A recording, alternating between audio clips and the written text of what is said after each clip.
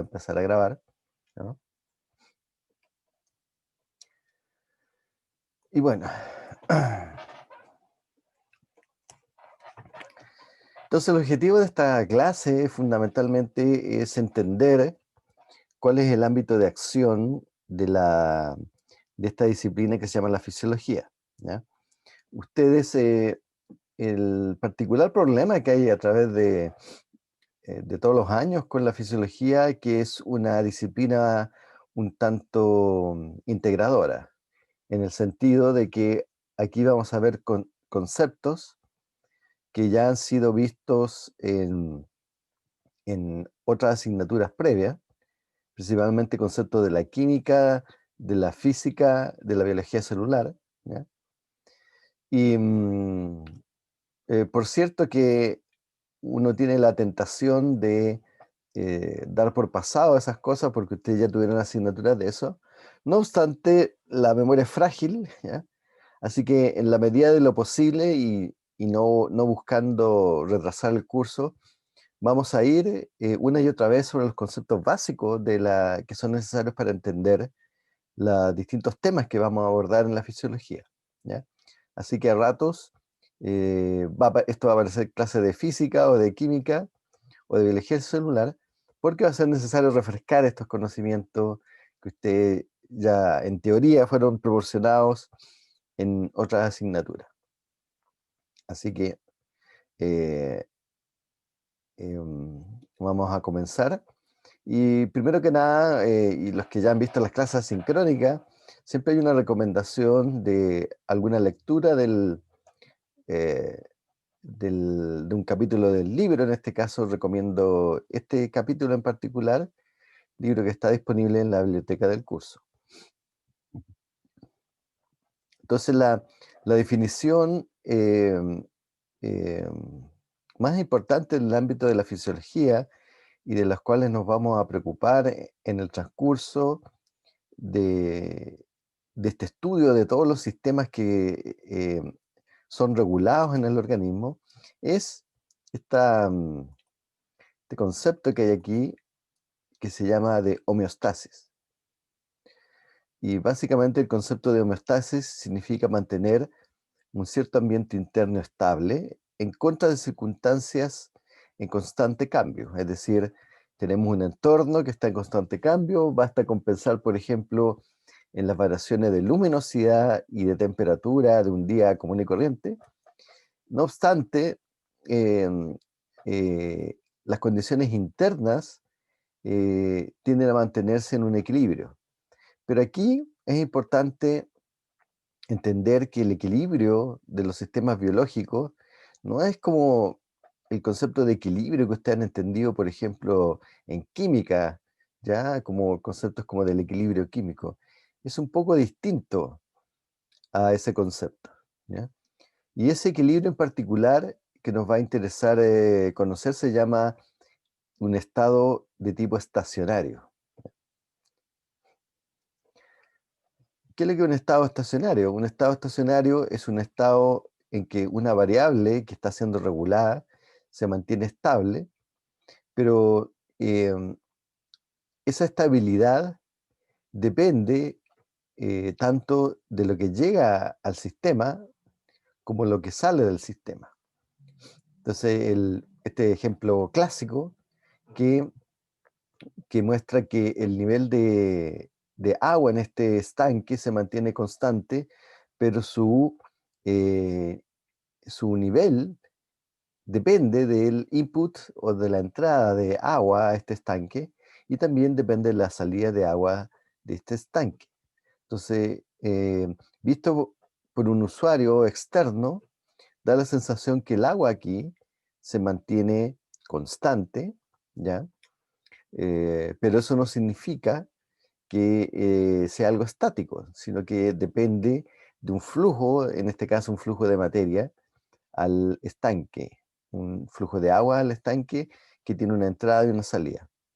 Ok, eso sería en líneas muy generales un estado estacionario. Pero en el caso de los sistemas biológicos tenemos una situación adicional, que ese estado estacionario requiere como muestra aquí esta caricatura, requiere un enchufe, es decir, un cierto aporte de energía. Entonces aquí tenemos la misma situación, un nivel estable de agua en este estanque que hay acá, y hay una entrada de agua y una salida de agua, pero hay un aporte de agua proveniente del trabajo de una bomba.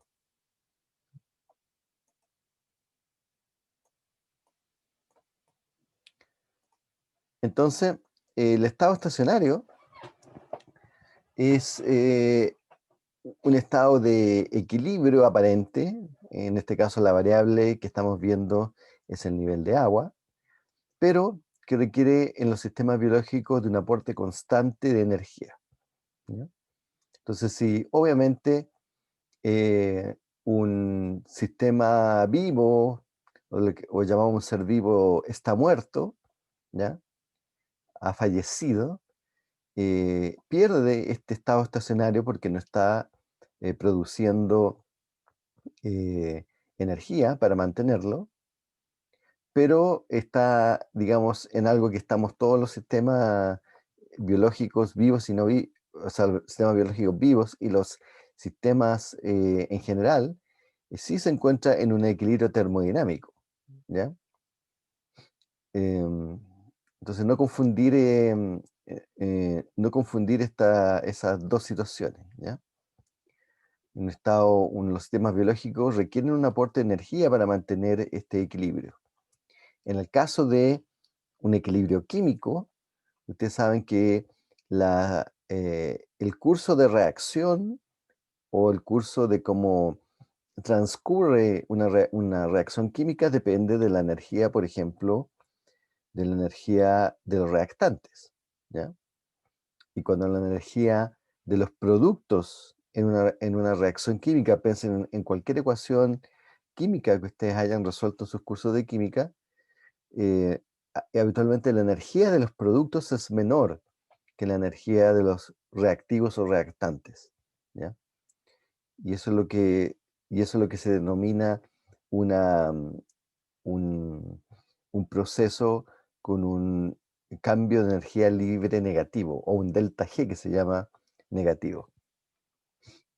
Y si bien es cierto, esto respeta las leyes de la termodinámica, estamos haciendo énfasis en que los sistemas biológicos para mantener este estado de equilibrio requieren aporte de energía. No es algo que ocurre espontáneamente ni que dependa exclusivamente de la energía de los reactantes involucrados en el control de esta variable.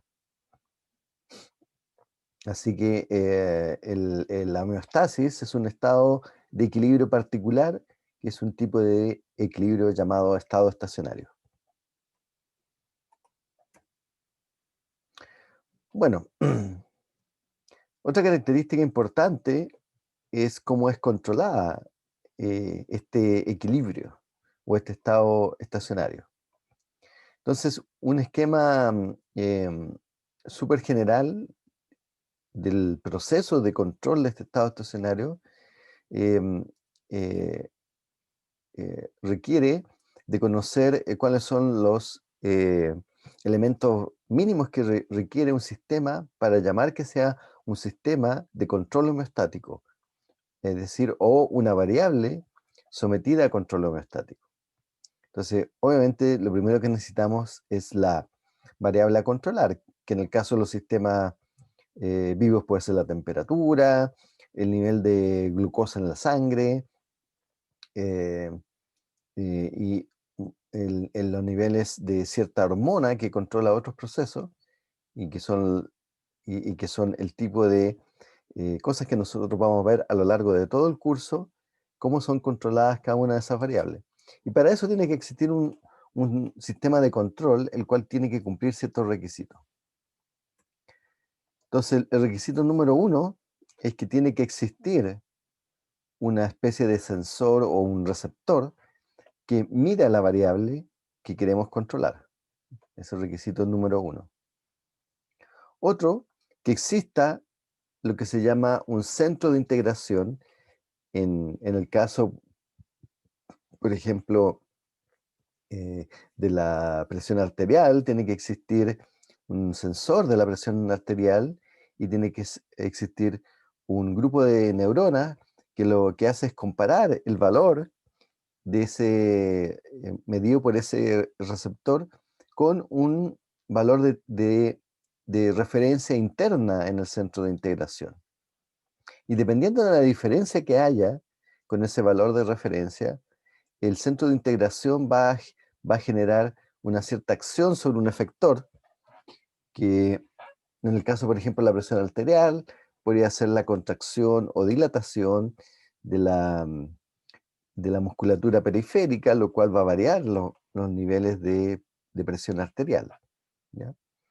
Entonces, el centro de integración es el encargado de comparar el valor de esta variable con un valor de referencia, ¿ya? Y si la variable se aparta de ese valor de referencia, va a generar un efecto. Y a- eh, el efector podría ser eh, la activación de una vía neuronal en particular, podría ser, o podría ser la secreción de una hormona en particular, ¿ya? Ahora, la mayoría de los efectos que, que ocurren para controlar el valor de esa variable son de un tipo de efecto que se llama retroalimentación negativa, ¿ya? Y como dice acá, es como funcionan la mayoría de los mecanismos homeostáticos.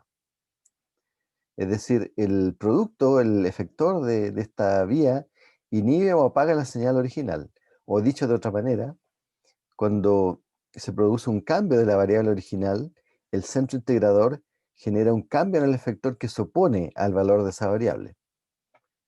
En el caso anterior, como hablamos de presión arterial, sería si sube la presión arterial más arriba del valor de referencia, la acción que va a tener mi sistema de control homeostático es oponerse a ese cambio de variable y lo que va a hacer va a hacerlo bajar. O sea, va a generar un cambio que favorece ir en contra del cambio de esa variable, ¿ya? En este caso va a ser bajar la presión arterial. Ahora, el mismo esquema anterior, ahora lo vamos a poner en términos de, em, de cómo sería el flujo y la visualización entera de las relaciones que hay entre el centro de control, la variable a controlar y los efectos que tiene y el tipo de efecto. Entonces, como habíamos dicho hace un rato, la variable a ser regulada que está aquí tiene que ser sensada, tiene que existir algo que pueda medirlo. Y, y ese valor sensado va a ir a parar a lo que se llama este centro de control o centro de integración. Y dentro de este centro de control existe esto que se llama en inglés un set point o valor de referencia, si lo dijéramos en español, con el cual es comparado la variación de, de esta variable que estamos censando. Y dependiendo de eh, la diferencia que haya acá, se va a producir un efecto que se va a contraponer a la variable regulada y ese efecto, como mencionamos recién, va a ser un efecto que se contrapone al cambio de la variable. Es decir, como habíamos mencionado hace un momento, si baja la presión arterial, el efecto que va a ser generado por este centro de control va a ser el efecto contrario, hacer subir la presión arterial. O dicho de otra manera, si sube la presión arterial, el efecto que se va a contraponer es un efecto que va a hacer bajar la presión arterial. Y eso es así como funcionan la mayoría de los sistemas de control homeostático en nuestro organismo. Se genera a través de lo que se llama una retroalimentación negativa, es decir, un cambio que se va a contraponer a la variación de la variable. Em, Entonces, bueno, ¿qué sistemas están involucrados en el control homeostático? Es decir, forman parte de esto en el organismo de control homeostático. Eh, en líneas generales, eh, hay dos sistemas súper importantes. Uno, que sería el, el sistema endocrino, y otro, que también es súper importante, el sistema nervioso. ¿Ya?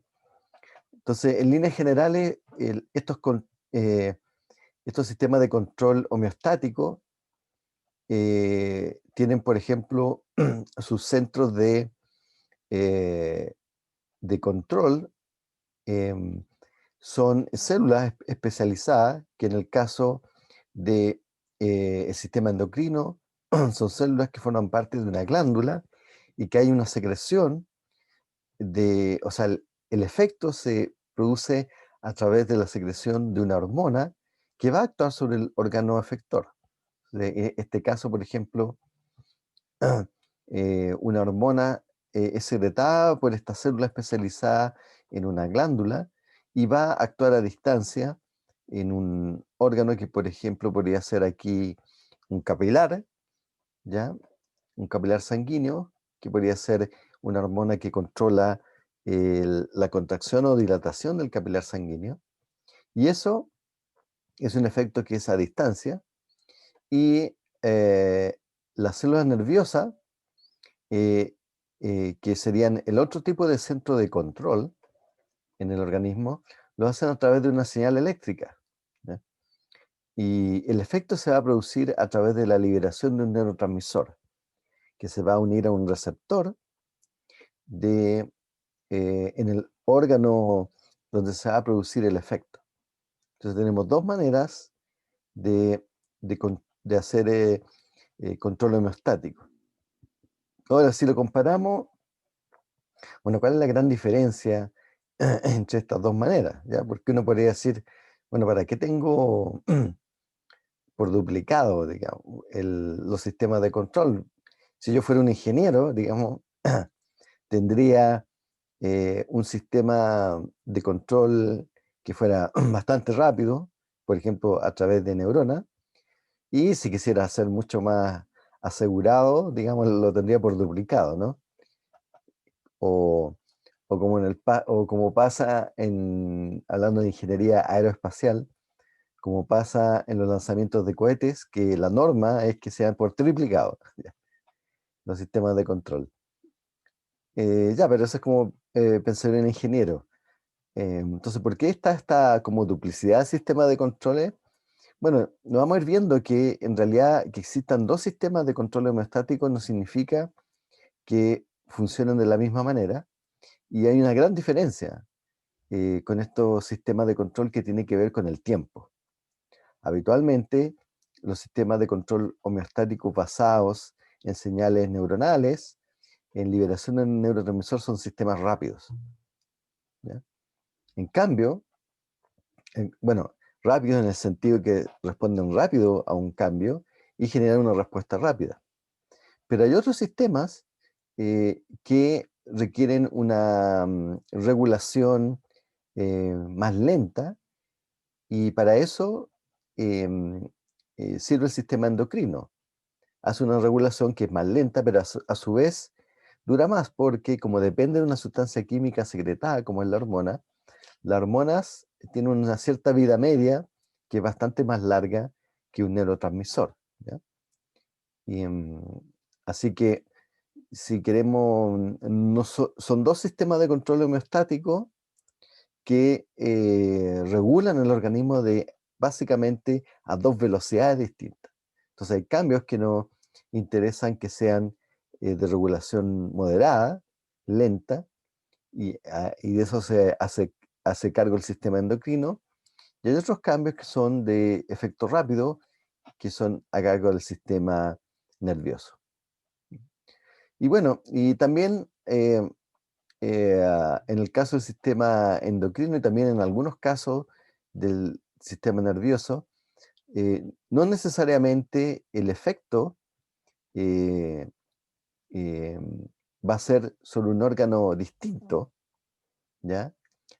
Al cual está siendo secretada la célula, sino que también, lo cual se llama un efecto de tipo paracrino, sino que también hay efectos de tipo autocrino, es decir, la misma sustancia que es liberada, en este caso una hormona, por ejemplo, puede eh, tener efectos sobre la secreción de ella misma, ¿ya? Es decir, es una retroalimentación negativa, pero que tiene un cierto retraso, ¿ya? Em, entonces, este tipo de regulación son típicos de los sistemas de control homeostático, es decir, el sistema de control homeostático de secreción de una hormona se puede regular a sí mismo, porque la secreción de la hormona depende de la secreción de ella misma. Pero como no es instantáneo, ¿ya? Por ejemplo, tendría que ver con la acumulación de un cierto nivel de hormona en la sangre, el efecto de, de disminución de esa secreción no va a ser instantáneo y se va a demorar un poco, ¿ya? Entonces va a haber una especie de oscilación un poco más lenta en el caso de un sistema hormonal que ahí tenga una regulación autocrina de la secreción de esa hormona. Bueno, entonces después de ver todo esto del concepto de homeostasis, finalmente podemos decir que la homeostasis eh, es un, eh, es el mantenimiento de un medio interno constante mediante el funcionamiento activo de células, tejidos y órganos organizados en un sistema de retroalimentación negativa. Hay algunos pocos ejemplos de retroalimentación positiva en el organismo que los vamos a ver en su momento, pero la gran mayoría de los sistemas de, de control, de los sistemas de control homeostático, eh, son de tipo retroalimentación negativa. Bueno, no obstante esto, yo me he percatado de que esta idea de homeostasis, que inclusive ustedes podrían haberlo aprendido en el colegio o en su curso de biología celular, es necesario como clarificar o hacer ciertas precisiones porque uno suele cometer errores, ¿ya? Al tratar de aplicar este concepto de homeostasis. Entonces vamos a revisar algunos errores típicos de entendimiento acerca del control de homeostasis. Uno, el error número uno, que pensar que en un sistema vivo todo está regulado, ¿ya? O sea, que todo está sometido a control homeostático, ¿ya?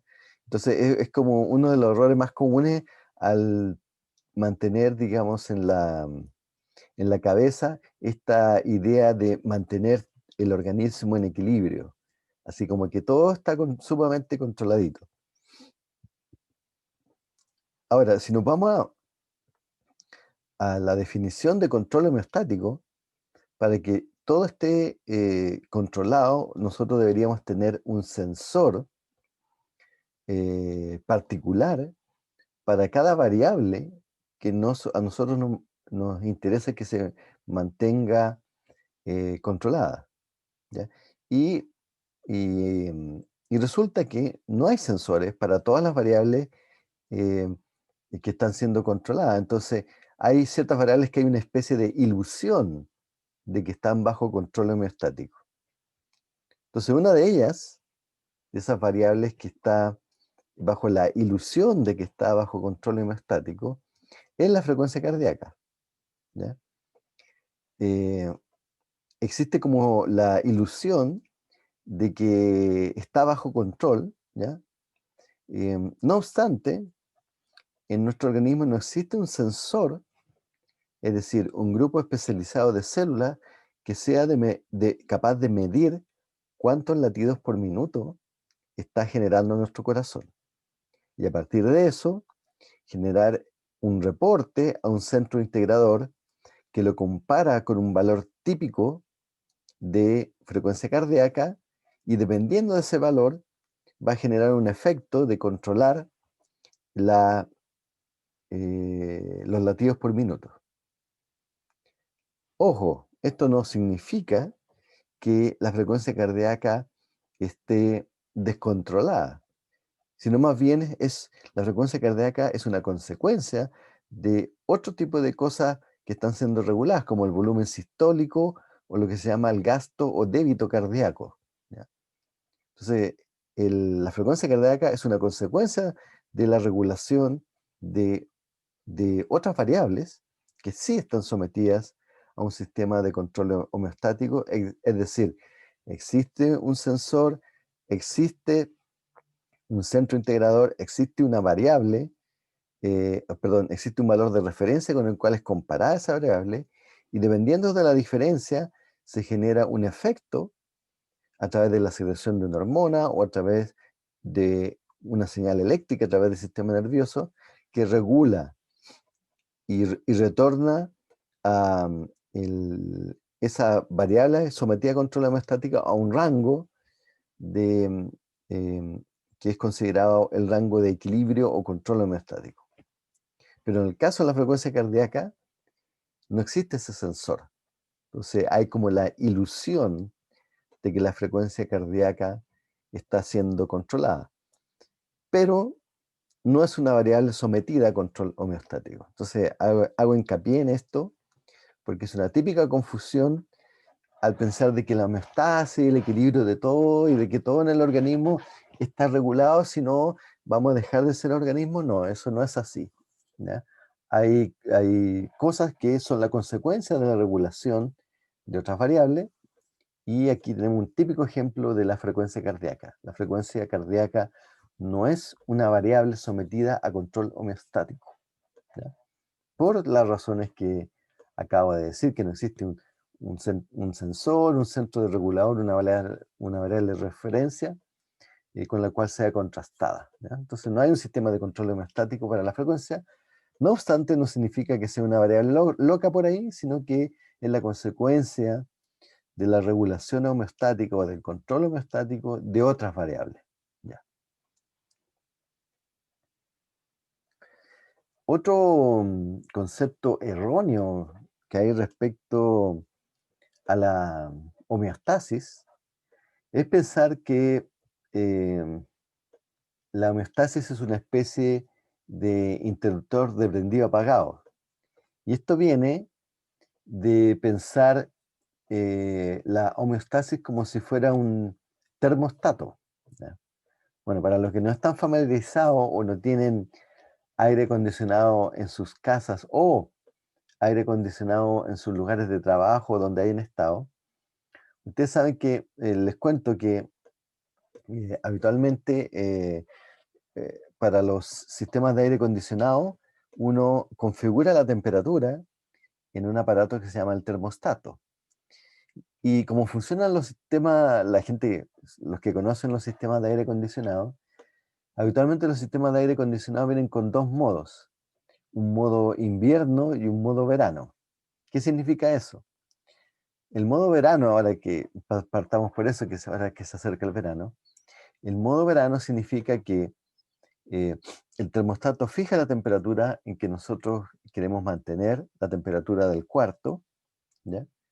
Y lo que hace cuando se supera ese cierto valor de temperatura, lo que hace el sistema de aire acondicionado empieza a enfriar.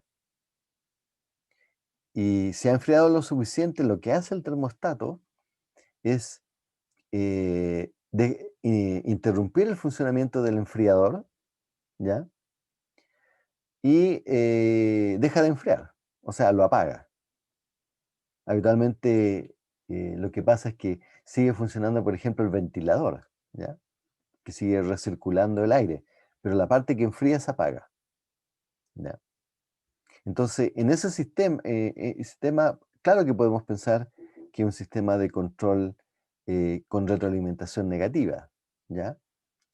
El cambio, que es apagar, se contrapone al, al cambio de la variable, que en este caso es, uy, está enfriando mucho, mejor apaguemos el frío, ¿ya?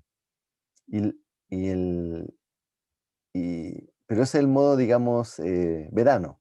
El modo invierno es al revés, lo que hace es calentar el sistema de aire acondicionado. Entonces, cuando la temperatura ha subido hasta o sea, pero cuando baja, porque estamos en invierno, cuando baja un cierto valor, lo que hace el termostato es encender la parte que calienta del aire acondicionado. Por lo tanto, lo que hace es contraponerse a la variable que es baja temperatura con un aumento de la temperatura. Nuevamente, retroalimentación negativa. Pero en los sistemas de control homeostático, en los sistemas vivos, no son como un termostato que prende y apaga. ¿Ya? No es un sistema en que estamos funcionando de repente y, uy, nuestra variable eh, se salió del rango con respecto al valor de referencia y se apaga la variable. ¿Ya? O si se apaga y después cae el valor de la variable, se vuelve a encender el sistema de control homeostático. No, los sistemas vivos son un continuo, ¿ya? No son un prende y apaga, como en el caso de un sistema de calefacción o de aire acondicionado de un hogar, ¿ya? Entonces, ojo con eso, uno tiende a hacer la comparación con un sistema de control como el aire acondicionado o como el, el control de temperatura que podría tener un calefactor eléctrico, ¿ya? Pero lo único que tienen en común que ambos sistemas son sistemas que funcionan en base a retroalimentación negativa. Es decir, que generan un cambio que se contrapone a la variable que nosotros estamos censando. ¿Ya? Entonces nuestro sistema de control homeostático no es un prende y apaga, básicamente. Ahora, una pregunta sumamente válida es, ¿qué tan constante es relativamente constante? ¿Ya? Las variables sometidas a control homeostático, ¿qué tan constante es decir que se mantiene constante como para decir que es una variable que está sometida a control homeostático? ¿Ya? Eso no es trivial. ¿Ya? Entonces, en el gráfico de la izquierda, ustedes ven un gráfico de variación de la presión sanguínea en un intervalo de tiempo que es de días. ¿Ya?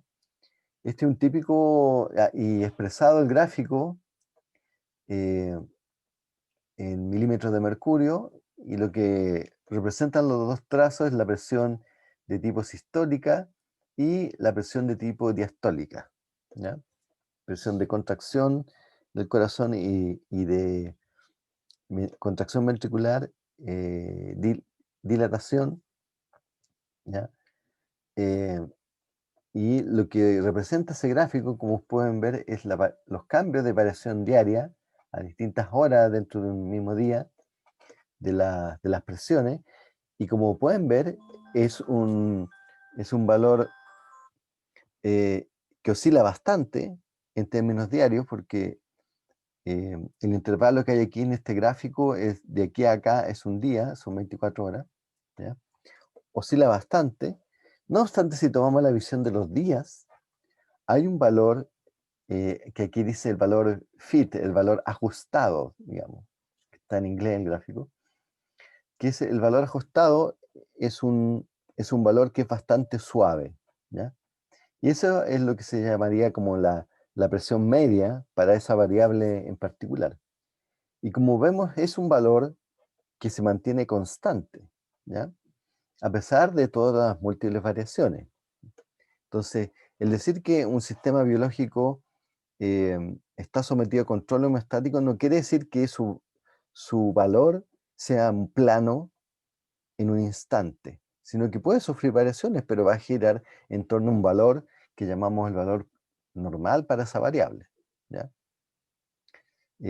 Por eso que, por ejemplo, eh, eh, para poder, como los valores que están sometidos a control homeostático tienen variaciones diarias, porque dependen del ciclo circadiano, de las horas de luz, de oscuridad, la mayoría de los exámenes que nos piden hacernos en las mañanas, ¿ya? Para tener por lo menos un punto de comparación común, ¿ya? Y hay otros exámenes, como en el caso de esto de la presión durante el día, que a la gente que es hipertensa, por ejemplo, un típico examen que tienen que hacerse cada cierto tiempo, que es monitorear su variación de presión durante un par de días, ¿ya? Para ver efectivamente si el valor medio se mantiene dentro de un rango normal, ¿ya? Em, Ahora, de la misma manera, hay variables que están sumamente reguladas, que son muy importantes, y tal vez una de las variables que tiene menos variaciones es el contenido de azúcar en la sangre. No obstante, como ustedes ven en este gráfico diario, se produce un pic en la variable cantidad de azúcar en la sangre, expresada acá como miligramos por decilitro, que coincide con las horas en que nosotros comemos. O sea, hay un pic después del desayuno, después del almuerzo, después de la cena, ¿ya? Que se produce en el azúcar en la sangre, pero vemos que rápidamente en el plazo, a ver, aquí de menos de 2 horas, ¿ya?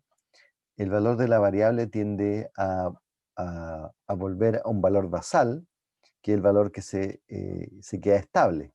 Entonces, este valor basal que se queda más estable en las horas de sueño, que son acá, o en esta hora desde el punto de vista de la alimentación, en estas horas de ayuno prolongado, que es cuando uno se va a dormir, y por eso uno despierta con hambre en las mañanas, ese sería el valor más cercano al valor controlado de esta variable.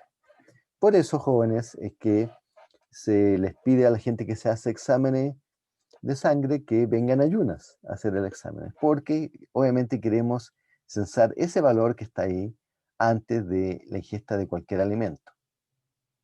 Ahora, esto también es importante, y veamos un poco de la parte clínica, por el tema de la diabetes, ¿ya? Que especialmente la gente que tiene no la diabetes insulina dependiente, sino que la otra que, que presenta problemas con la sensibilidad a la insulina, ya vamos a hablarlo en su momento.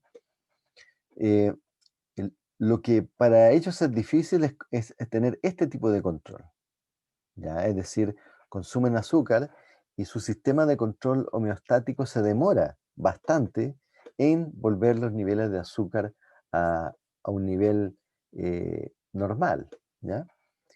Entonces, por ejemplo, antes se solía hacer un examen em, que era un poco drástico, ¿ya? Y que era bastante incómodo para la gente que tiene diabetes. Que era que tú vas al lugar donde va a hacer el examen de que se llama de tolerancia a la glucosa y te dan algo así como eh, o sea, te toman la sangre, ¿ya? Y te dan un vaso de glucosa así súper cargada, ¿ya? Y tienes que tomarte como 100 ml de eso, y que es un poquito asqueroso, digamos, con un jarabe así espeso. Y después de un rato, de una hora, una media hora, te toman una segunda muestra de azúcar, ¿ya? Y lo que uno, si tiene un control homeostático, digamos, normal, uno debería poder detectar que hubo un aumento, y dependiendo de dónde tú lo tomes en la curva, tú puedes tomarla aquí o acá, ¿ya? Y puedes decir, ah, bueno, esta persona está controlando homeostáticamente los valores de azúcar en la sangre. Pero si no, la gente que tiene diabetes se va a quedar pegado en este valor por mucho tiempo, ¿ya? Un valor de azúcar alto. Ahora eso está un poco en desuso porque es un examen medio incómodo de hacer y además nos refleja un poco como la vida normal de la gente. Entonces lo que se, lo que se usa es medir el azúcar postpandrial. Pandrial quiere decir de la comida, ¿ya? Es decir, a la gente el examen típico que hay que se le toma una muestra antes de tomar desayuno y le dicen, ya, vaya a tomar desayuno nomás y vuelva en un par de horas, y ahí le toman la segunda muestra. O sea, es algo más natural, no es un choque así de azúcar, digamos, que podríamos estar exagerando un poco los cambios, sino que nos interesa ver su regulación en condiciones más, entre comillas, fisiológicas, que tiene que ver con su rutina diaria. Entonces ese es como el examen de sangre que se hace más habitualmente, el azúcar postpandrial. Bueno, ¿y qué tienen que ver los medicamentos con la homeostasis, ya que estamos aquí en una carrera de química farmacia, ¿no?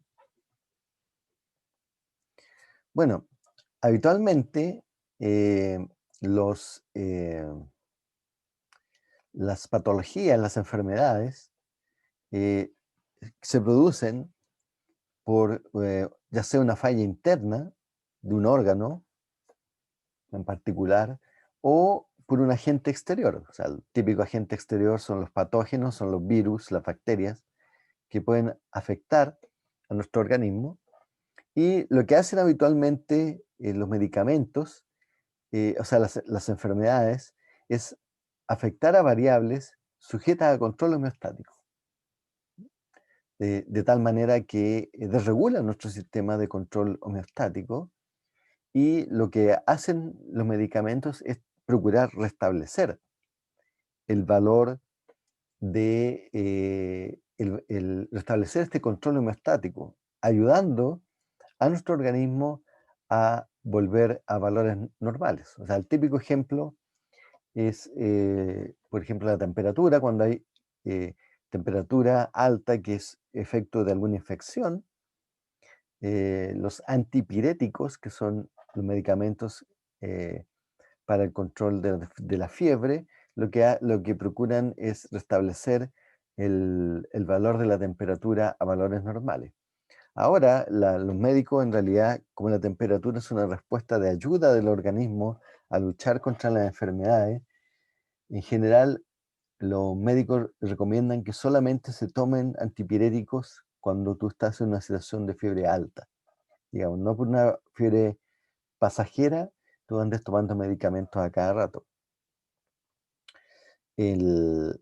Entonces, en general, los medicamentos lo que ayudan es restablecer el control homeostático. Entonces, por ejemplo, eh, aquí tienen dos medicamentos que se utilizan para el control de la presión arterial, y que de hecho lo que hacen es ayudar a la que se llama la hipertensión arterial idiopática. Idiopática quiere decir, y un término súper común en la clínica, decir alguna enfermedad cuyo origen es un poco desconocido. Entonces, la mayoría de las hipertensiones no se sabe bien por qué se produce el cuadro de hipertensión, que es una enfermedad de tipo crónica, ¿ya? Sí se sabe que en familias donde los padres son hipertensos, hay una alta probabilidad de que los hijos también sean hipertensos, ¿ya? O sea, hay un factor genético de por medio. Y lo que hacen los medicamentos, como en este caso, es actuar sobre el sistema de control homeostático de tal manera de restablecer la presión arterial en este caso, ¿no? Bueno, a propósito, eh, eh, ¿alguien sabe cuáles son los medicamentos bioequivalentes? ¿O cuál es la diferencia entre un bioequivalente y uno genérico?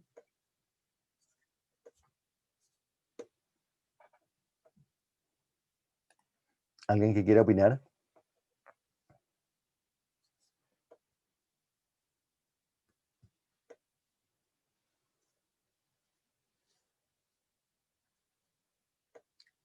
Creo que pueden simplemente desbloquear su micrófono si quieren opinar al respecto.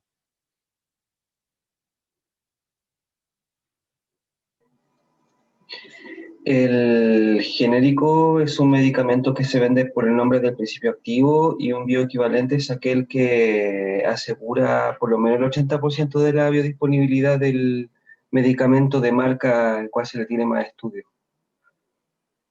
Eh, ya, esa palabra complicada, biodisponibilidad. Rara esa palabra, ¿eh? Ya, Arturo tiene razón hasta cierto punto nomás, ¿ya? ¿Alguien más tiene una opinión distinta de lo que es un bioequivalente?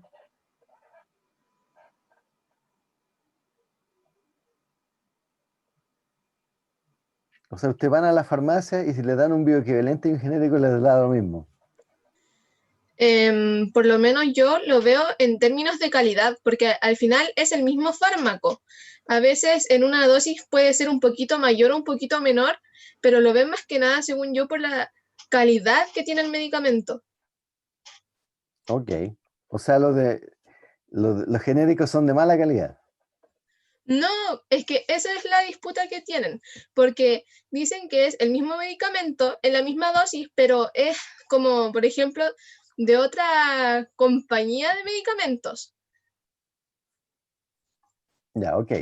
Veo que hay confusión en el campo, ¿ya? Así que Sí, vamos a Yo aclarar tengo esto. entendido, perdón, profe, yo tengo entendido que el genérico se vende, se le llama genérico porque se vende por el nombre del medicamento, independientemente si es bioequivalente o no, porque eso es otra cosa. Se supone que la bioequivalencia de alguna manera como que asegura que el medicamento puede generar el efecto que genera el medicamento del laboratorio que originalmente produce el principio activo. No sé si me explico. Sí, bueno, voy a tratar de clarificar eso, ya. Esto es súper importante para ustedes, ¿eh?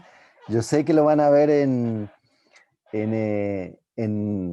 su ramo de farmacología, pero yo me voy a adelantar un poco porque esto tiene que más bien ver con el consumidor, ¿ya? Porque esta información es una información que como consumidores deberíamos tener clara.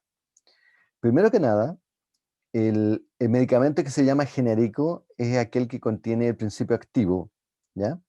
Y que no tiene una marca particular, se identifica generalmente por el nombre del principio activo, como decía Arturo hace un minuto. Esa es una cosa. Eh, pero uno puede tener un medicamento que sea genérico, pero que a su vez sea bioequivalente. Ahora, la única diferencia con los bioequivalentes, bueno, hay dos grandes diferencias. Eh, la, que un medicamento que es bioequivalente significa que ese lote en particular o esa formulación en particular fue sometido a un estudio de bioequivalencia. Los estudios de bioequivalencia quieren decir que para ese dosis en particular se ha estudiado como en la absorción a nivel del organismo, como en la biodisponibilidad, como dijo el compañero, es decir, cuánto de lo que nosotros consumimos está disponible y va a pasar al plasma, en el caso de un medicamento que sea de consumo oral, una tableta, ¿ya? Y por cuánto tiempo dura en el organismo, cuánto dura su efecto, eh, ese tipo de cosas.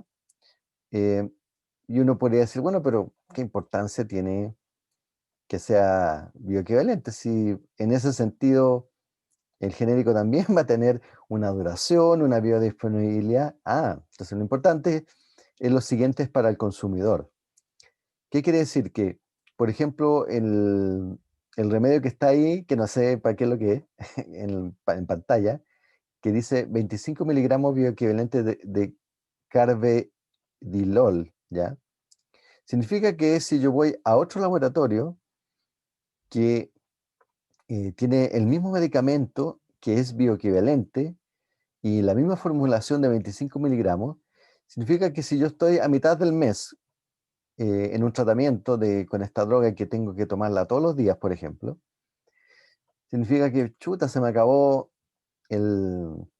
se me acabó el medicamento, tengo que ir a comprar otra caja, ¿ya? Entonces voy a la farmacia y no tienen la marca que yo había comprado, pero tienen el bioequivalente de otro laboratorio. Y mejor aún, está más barato el día, porque hoy día es jueves de oferta, por poner un valor.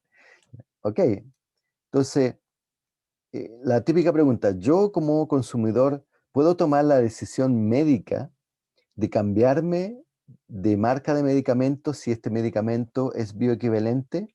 Y la respuesta es sí, porque que sea bioequivalente significa que para esa formulación, para ese principio activo y para esa dosis, da lo mismo el laboratorio, la marca que yo compre. Lo importante es que si coincide el principio activo y la formulación, es decir, si en tableta y tiene la misma dosis, si es bioequivalente, me puedo cambiar, ¿ya? Ahora, eso es algo que la gente claramente no tiene muy incorporado, ¿ya? Y que es importante para ustedes como químico o farmacéutico futuro, que si es que trabajan en farmacia, porque ustedes saben que el campo es amplio, eh, le hagan ver a la gente que pueden cambiarse, porque existen ciertas como mitos, por ejemplo, como que, y mitos que a veces son inculcados por los mismos médicos, no, que este laboratorio es mejor. O sea, ¿mejor en qué sentido? Si, si tú lo quieres poner en esos términos, obviamente es mejor los eh, medicamentos de tipo bioequivalente, porque esa bioequivalencia son estudios que se tienen que demostrar para la población chilena, ¿ya? ¿Ya? En ciertas condiciones. Entonces eso toma en consideración las variables propias de la población chilena donde se va a aplicar el medicamento, ¿ya? Y bueno, yo no soy farmacólogo, pero hay como cosas como los estómago artificial y cosas que ustedes van a ver, digamos, en su carrera de farmacia donde se hacen este tipo de trabajo, ¿ya? Habitualmente los laboratorios, eh, no todos, eh, no todos los estudios de bioequivalencia lo hace el mismo laboratorio, a veces lo tercerizan, es decir, hay empresas especializadas en estudios de bioequivalencia que hacen los estudios para la industria farmacéutica, por ejemplo. Inclusive una vez a mí un profe de farmacología de otra facultad me dijo, oye, podríamos armar una empresa de bioequivalencia porque cuando recién esto partió parece que era buen negocio. Entonces, sí, esa es la diferencia de los bioequivalentes. Ahora, vamos, esa es la parte como de química o farmacia. Ahora vamos a la parte política, por decirlo así, de los bioequivalentes. La idea original de los bioequivalentes o de tener estudios equivalentes es que era una, conceptualmente, si existiéramos en una sociedad capitalista hubiese sido una buena idea, pero como estamos en una sociedad neoliberal, en realidad no resultó, que es la siguiente. Se tenía la idea, y por lo cual esto se impulsó, era de que el hecho de que la gente tuviese el poder de cambiarse, porque son medicamentos bioequivalentes, eso iba a generar una presión en el mercado de ofrecer los bioequivalentes a un menor precio, porque de esta manera el consumidor, ¿ya? Uno no es un ciudadano en este sentido, sino un consumidor, puede tomar la decisión de cambiarse de laboratorio. Entonces eso sería un incentivo a que los laboratorios bajaran los precios, ¿ya? Fíjense que inocente esa suposición, pero que es una suposición válida si viviéramos en un sistema capitalista em, con competencia real, con transparencia, pero eso no es el caso y no vale la pena aquí mencionar, ustedes ya saben los antecedentes de las farmacias coludidas, los laboratorios coludidos, eh, los laboratorios como gastan en cosas que son innecesarias. Por ejemplo, eh, el año pasado, antepasado, no, creo que el año pasado, que fue poco antes del estallido social, ya estaba esta preocupación de los medicamentos y vuestra carrera organizó una charla sobre la industria farmacéutica. Me parece que está disponible en el canal de YouTube de la facultad, en que viene un laboratorio independiente, ¿ya? A hablar de los medicamentos, de los costos, del proceso de fabricación. Y una cosa que me llamó la atención, bueno, no solamente a mí, sino que mucha gente, que como dijo una cosa que era algo impresionante, como el 25% del costo de un medicamento tiene que ver solamente con el ámbito de comercialización, es decir, publicidad, ese tipo de cosas, ¿ya? Y eso es alto, es alto para el medicamento porque además es algo que pagan, obviamente lo pagan los usuarios, ¿ya? Entonces son variables que no tienen que ver con este tema técnico que es de la bioequivalencia. Bueno, y como ustedes saben, em, eso no resultó, ¿ya? No se generó esto mágico de que los medicamentos bajaran de precio. Y entre el año pasado y este año, producto de una ley que se está impulsando en el gobierno, pero que venía del gobierno anterior, que es la Ley de Fármacos 2. Se procuró, digamos, abordar este punto, ¿ya? Como el tema de la canasta básica de medicamentos que tienen que estar disponibles, bueno, no producto de eso, pero un poco por la presión del estallido social, salió esta canasta básica vía Senabás, que se llama, ¿ya? Que, eh, que dependiendo de en general las farmacias independientes se acogieron a eso, que es que deben tener una canasta básica de medicamentos a precio de la Central Nacional de Abastecimiento, es decir, un precio barato. Que en algunos casos es equivalente a lo que hicieron las farmacias populares. En otros casos no es tan equivalente, ¿ya? Yo lo sé porque tengo una farmacia, la única farmacia que tengo, digamos, independiente, pero estoy rodeado, yo vivo en Ñuñoa, estoy rodeado de farmacias de cadena, y tengo suerte de vivir cerca de como la única farmacia, como en 50 cuadras a la redonda, que tiene la canasta Senabás, ¿ya? Pero también nosotros compramos medicamentos en la farmacia popular de Ñuñoa, ¿ya? Que no se llama farmacia, aquí como somos más cuicos, le pusieron botica de Ñuñoa, ¿ya? Y ahí tienen precios inclusive a veces más, porque varía un poco, depende de los stocks que compren, varía un poco, y a veces son más baratos que la canasta Senabás, otras veces son más caros, pero en general son más baratos que la farmacia de cadena, ¿ya? Entonces, bueno, muchas cosas han pasado en el ámbito farmacéutico, pero yo quiero que se queden con el tema, el tema técnico. Esto nació como una decisión técnica que se suponía iba a mejorar el tema de la accesibilidad de los medicamentos, pero al final no pasó nada con eso, ¿ya? No, los buenos deseos, digamos, no bastan para regular el mercado, porque no tienen que ver con decisiones técnicas, ¿ya? Entonces, ojo con eso, porque lo más probable es que cuando egresen vamos a estar todavía en discusión de este tipo de cosas.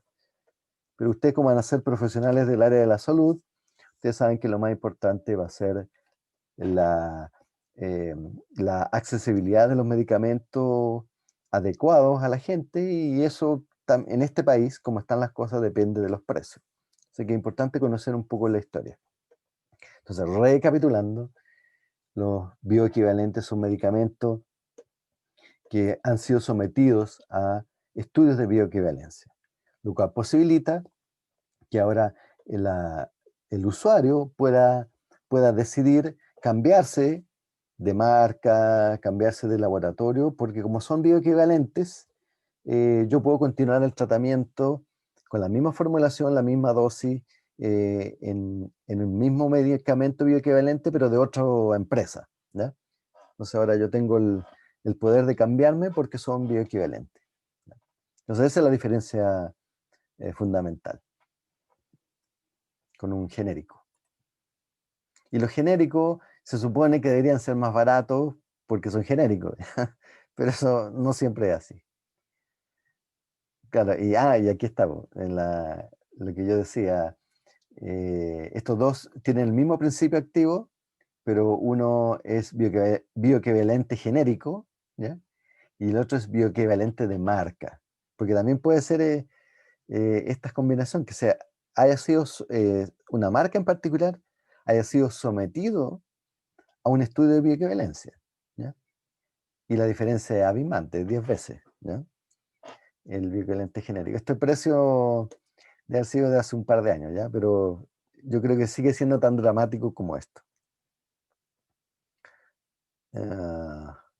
Ya.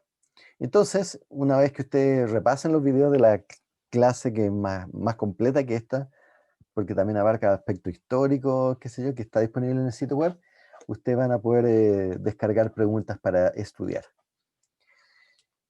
Y bueno, el tiempo pasa volando y ya llegamos al final de la hora de clase prevista para esto, ¿ya?